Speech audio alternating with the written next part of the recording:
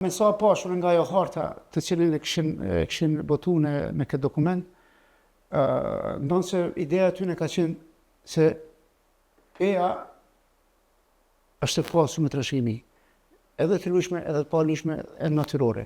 Mirë po trashëgimia cilësore e ka të dezinfektuar, nuk e ka në një vend, nuk e ka të koncenstruar.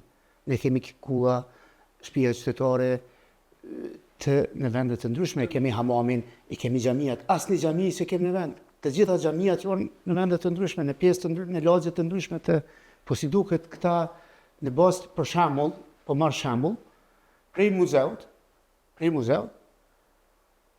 ajo rruga të poshtë në anën e majtë të Lumbardhit, është fut krejt në zonë, deri te hamami Haxhibeut, hamam xhamia, edhe ato shtëpia e këngëput ka dalë deri në rruga Rami Sadik. Prej rrugës Rami Sadik, rrugat që të shtëpia deri te qendra zyrtare, të gjitha ato shtëpia pavarësisht, edhe ato kajaze, të gjitha janë fut në zonë. Unë sinqerisht nuk mund të kuptoj. Çka ka aty? Unë s'po di ai kanë lexu.